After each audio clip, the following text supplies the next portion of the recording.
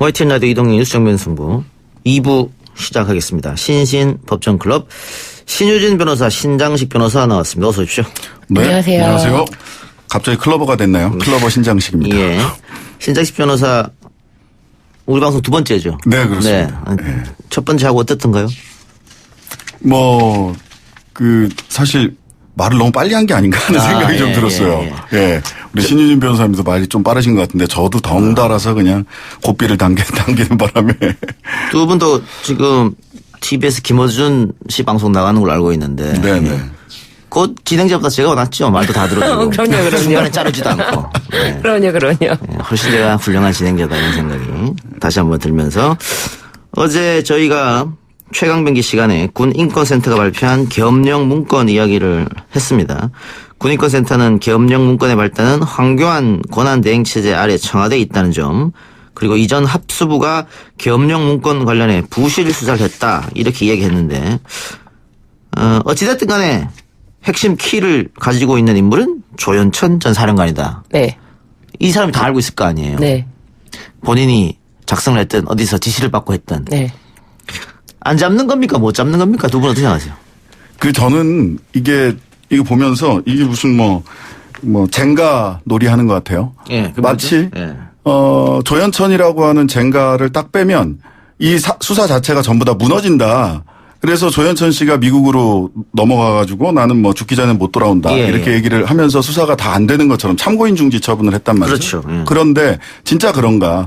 조현천이라는 젠가를 싹 뺀다고 하더라도 이거 무너지지 않습니다. 조현천이 없더라도 충분히 수사가 가능하다. 예. 네. 말하자면 김관진 어제 엊그제 나왔던 군인권센터 얘기를 보자면 김관진 전 국가안보실장이 실제로 청와대에서 조현천을 만났다는 거 아닙니까? 예. 2월 10일 날, 예. 2017년 2월 10일 날 만났다는 것이고, 그 다음에 한민구 예. 전 장관도 조현천 씨가 만났고, 예. 그 다음에 이 개헌 문건을 보자면, 개헌 관련 문건을 보자면 굉장히 구체적인 실행 계획이 포함되어 있기 때문에 예하 부대로도 분명히 예하 부대 일부에게는 분명히 이런 이야기들이 갔을 거예요. 출동 준비를 해야 될 거 아닙니까? 그 예. 정도 실행 계획이 있으면. 예. 즉 조현천이라는 젠가 한 조각을 뺀다고 해서 이 수사 자체가 무너지지 않는다.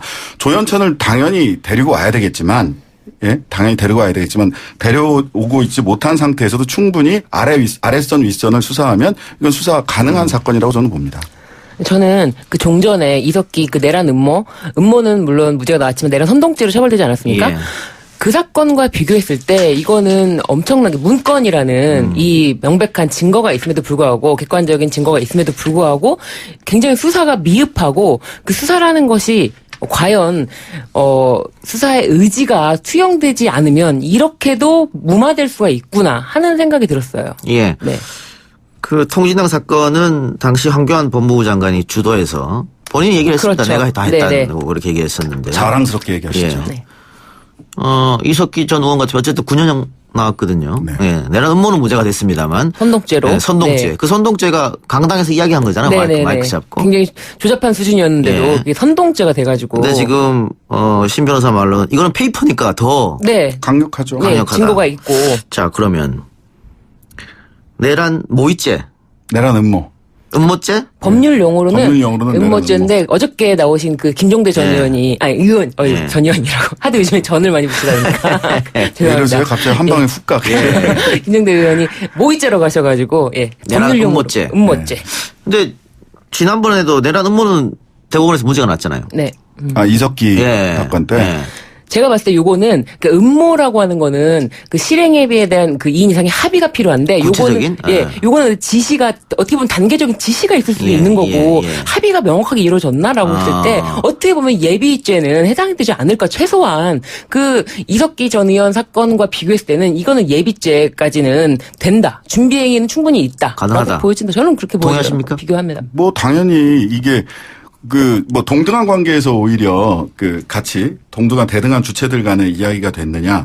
저는 그거보다 오히려 청와대부터 만약 내려왔다라고 한다면 훨씬 더 강력하게 공모, 단계적이고 순차적인 공모가 있었고 예. 음모가 충분히 또 예비까지 충분히 지금 처벌 가능하다라고 보여져요. 두 분이 그런 말씀 하시는 게 지금까지는 검찰이 파악한 대로는 미국에 있는 조현천과 이메일을 주고받았는데 조현천이 한민국 국방장관이 지시했다. 이렇게 했단 말이죠. 네.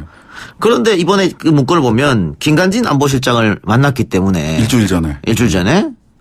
그렇다면 청와대 라인으로 타고 오다가 내려온 거 아니냐. 그렇죠. 그렇죠. 이렇게 의심할 수 있다 이 말씀이잖아요. 이게 충분히 그런 정황이 보이는 거죠. 만약 그 군인권센터의 폭로가 그 뭐 다수의 복수의 진술인이 예. 있었다, 내부 고발자가 있었다라고 얘기를 하니까 그것이 확인된다면 사실 이 정도로 군인권센터에서 진술을 했다면, 이야기를 했다면 검찰 수사가 진행된다면 당연히 참고인으로 그분들이 가서 진술을 하고 그 진술되는 정황에 따라서 물증을 확보해가는 단계를 거쳐가면 그러니까 정석대로 수사하면 돼요. 예. 근데 지금은 조윤천이 안 나왔기 때문에 사건을 중지했고 참고인 중지까지 시켜가지고 참고인들도 다 조사 안 하고 있다. 이거는 그건 검찰의 수사 의지가 없다 이렇게 보시는 겁니까? 그렇게 보이는 거고요. 그런 측면에서 보자면 다시 돌아가 보자면 검찰의 수사권과 기소권을 독점하고 있는 것, 그리고 기소 독점권, 예. 그리고 기소 편의주의, 기소 재량권, 기소를 할 수도 있고 안 할 수도 있고 예. 덮을 수도 있는 이 권한이 검찰에 완전히 그 독점돼 있다는 것 자체가 이러한 상황을 초래한 제도적인 문제점이다라는 게 다시 한번 확인되는 사건이죠. 예. 어떻게 될 것 같습니까? 검찰이 계속해서 이 사건을 다시 조사하지 않을 것 같습니까? 어떻습니까? 재수사 필요성이 지금 충분히 지금 언론에서 계속 나오고 있고 예. 재수사 얘기에 대해서 지금 멈출 수 없는 뭐 이렇게 한번 뭐 언론에서 얘기가 나오면은 예. 또 검찰은 또 이에 대해서 요즘에는 특히나 이제 검찰 수사권 조정과 관련해서 공수처 설치와 관련해서 굉장히 예민하게 반응하고 있기 때문에 언론에서 계속 이런 보도가 나가면은 검찰은 이에 대해서 반응을 안 할 수는 없다. 저는 그렇게 보여져요. 이럴 때 말이죠. 예. 경찰이 검찰에서 안 한다면 제가 하겠습니다. 한번 나서주면 얼마나 국민들에게 박수를 받을까. 그래요. 좀 지켜보고요. 다른 이야기 해봅시다. 방송금지 가처분 소송을 당했던 PD수첩. 법원에서 익명으로 처리하고 방송 내보내라 해서 방송이 나갔고요. 2012년 발생한 스포츠서울 주가 조작 사건을 재조명했는데 당시 사건에 연루되었던 상상인 그룹의 유준원 회장 스포츠서울 주가 조작 사건으로 가장 큰 큰 수익을 얻었음에도 수사 대상에서 제외됐다. 이런 내용이었습니다. 검찰과 이 상상인 그룹 유준원 회장 쪽 양쪽 다 그 어제 방송 내용에 대해서는 반발한 것 같은데. 네. 어제 방송 내용을 조금 정리 좀 해주시죠. 네, 2012년도 스포츠서울 주가 조작 사건 당시에 가장 큰 수익을 얻었다고 하는 그 유준원 회장에 대해서 그 당시 유 회장의 이름이 147차례나 등장을 했는데 검찰 예. 자료에 그리고 검찰에서는 그 유준원 회장이 이익을 얻었던 그 금액에 원단위까지 적혀 있다고 합니다. 그래서 2015년도에 사건에 줄줄이 연루되어 있음에도 불구하고 기소되지 않는 조사조차 참고인 조사조차 받지 않았다고 합니다. 네. 예. 문제는 왜 그런 사람이 왜 이렇게 수사 대상에서 제외됐을까? 그러니까 보면 어제 방송 내용 보자면 결과적으로는 그 저 전관 박모 변호사, 예. 흔히 박재벌 변호사라고 불리는 박모 변호사 실명을 이야기할 수 없어서 예, 할 수 없는데 이건 뉴스타파에서 이미 실명이 다 보도됐고 제가 하고 있는 팟캐스트에서도 실명을 다 보도해서 제가 했는데 네. 예, 알겠습니다. 어쨌든 실명 얘기하지 마시고. 예.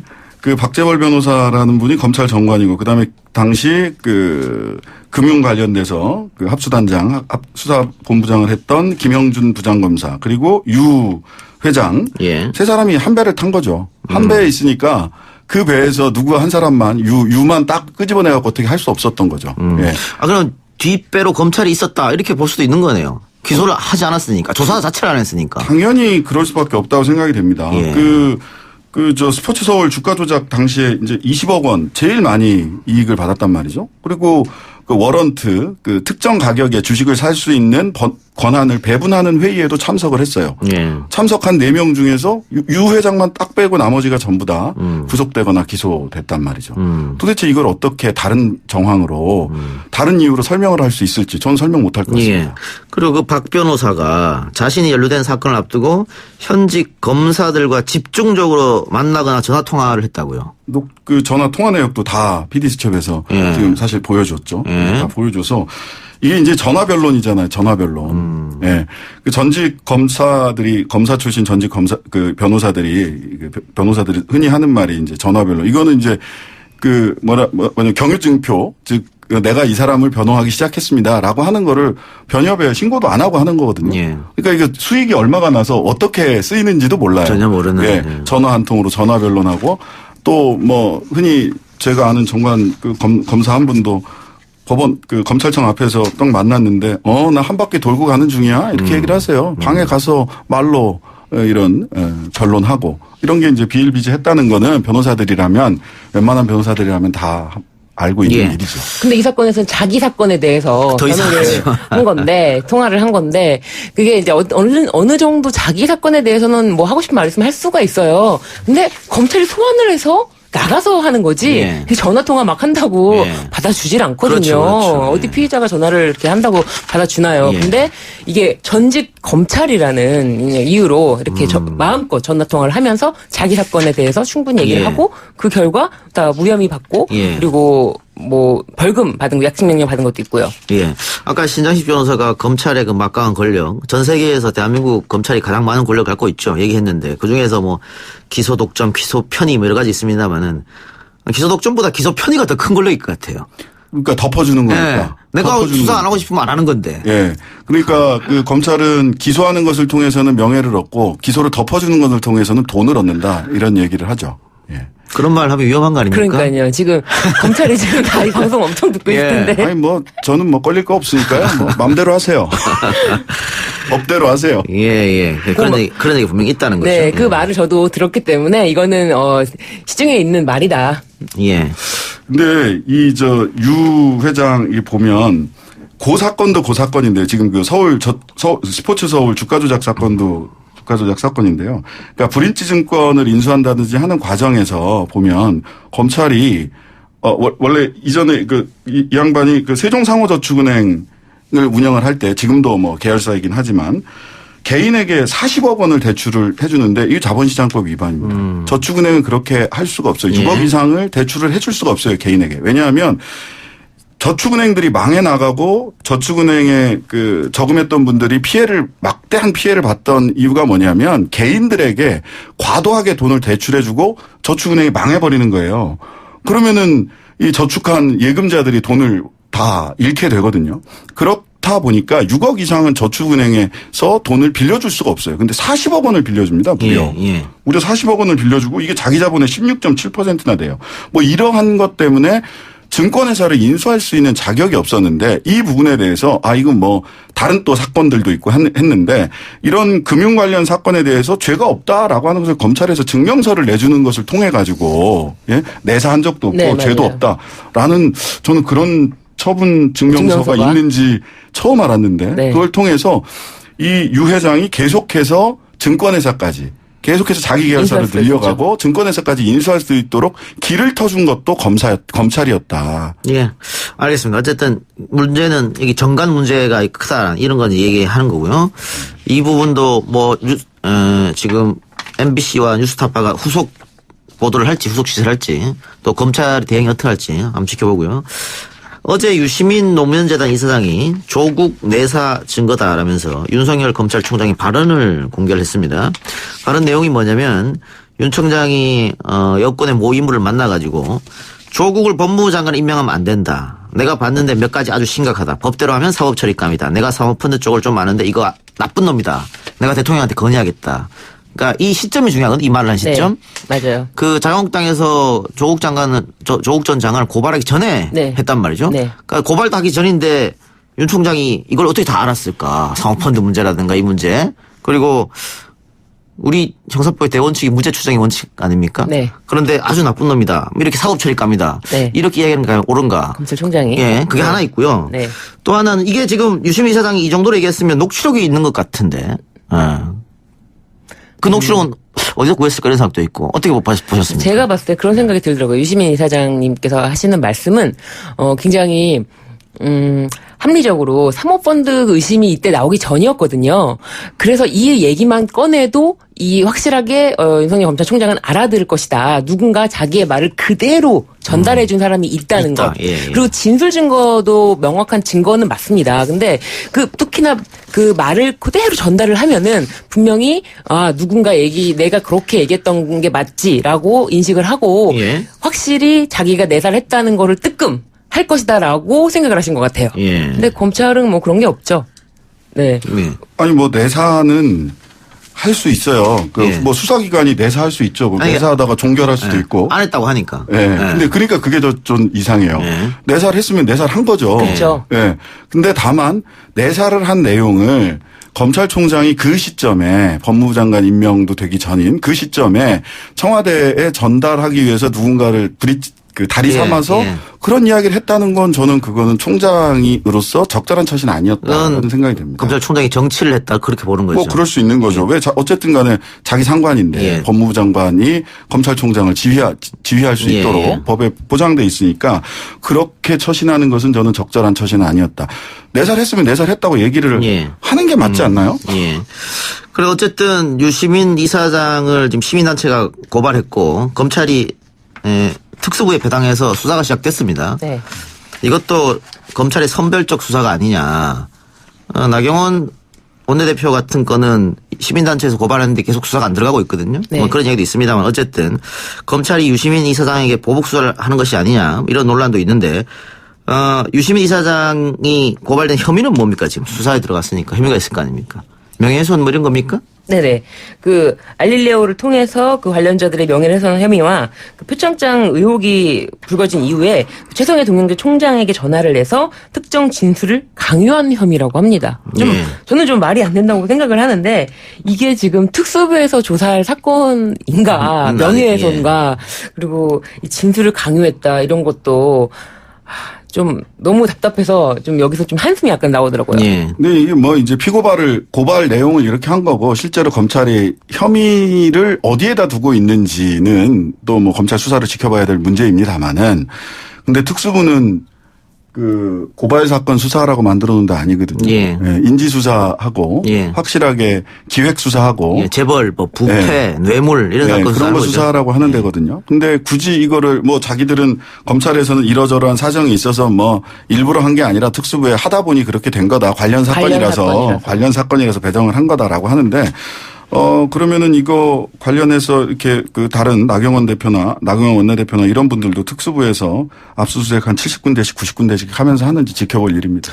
알겠습니다. 자, 청취자 질문 하나 듣고 네. 마치겠습니다. 3116번님께서 개헌 문건이 뭐가 문제죠? 정부로서 여러 방안을 강구하는 것 당연한 거 아닙니까? 이런 질문 주셨습니다. 자, 짧게 20초 안에 답변해 주세요.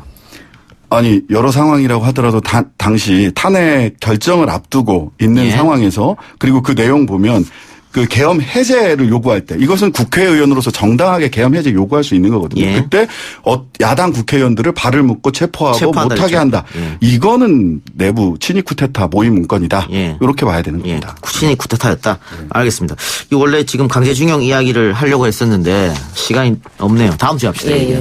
네, 지연된 정의는 정의가 아니다. 돌아가시기 전에 꼭 이거 배상 받아야 된다. 이런 말씀 남기고 싶습니다. 두 분 수고하셨습니다. 예.